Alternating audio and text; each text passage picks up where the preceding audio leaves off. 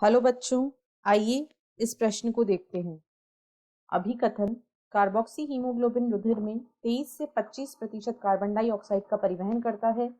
तर्क enzyme carbonic anhydrase की सांद्रता प्लाज्मा में उच्च और लाल रक्त कणिकाओं में अल्प होती है।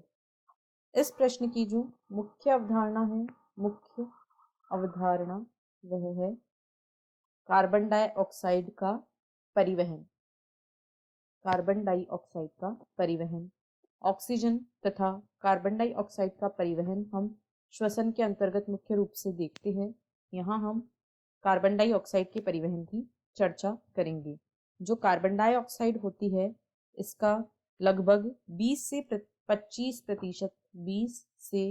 25% हीमोग्लोबिन द्वारा 20 से 25% हीमोग्लोबिन द्वारा कार्ब अमीनो हीमोग्लोबिन के रूप में परिवहन किया जाता है। कार्ब अमीनो हीमोग्लोबिन के रूप में परिवहन किया जाता है। जब हीमोग्लोबिन के साथ में कार्बन डाइऑक्साइड जुड़ती है तो इस प्रकार जो यौगिक बनता है उसे कार्ब अमीनो हीमोग्लोबिन कहा जाता है।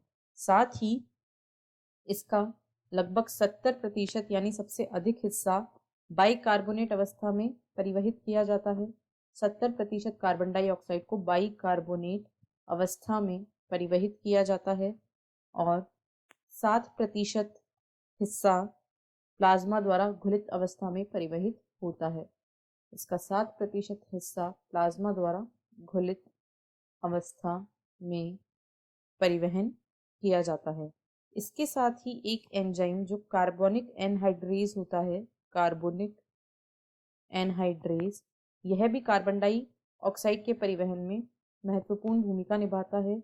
यह एक ऐसा एंजाइम है जिसकी सांद्रता आरबीसी में अधिक होती है और इसकी सांद्रता प्लाज्मा में कम होती है।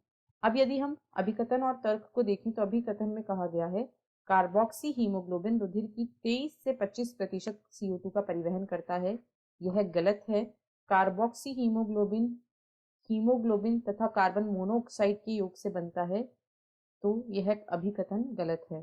तर्क में कहा गया है एंजाइम कार्बोनिक एनहाइड्रेज की सांद्रता प्लाज्मा में उच्च और लाल रक्त कणिकाओं में अल्प होती है। यहाँ भी उल्टा दिया गया है, आरबीसी में अधिक सांद्रता होती है जबकि प्लाज्मा में अल्प सांद्रता होती है, यानी यह भी गलत है। दिए गए प्रश्न में अभिकथन व तर्क दोनों गलत है। आशा है आपको प्रश्न समझ आया होगा। धन्यवाद।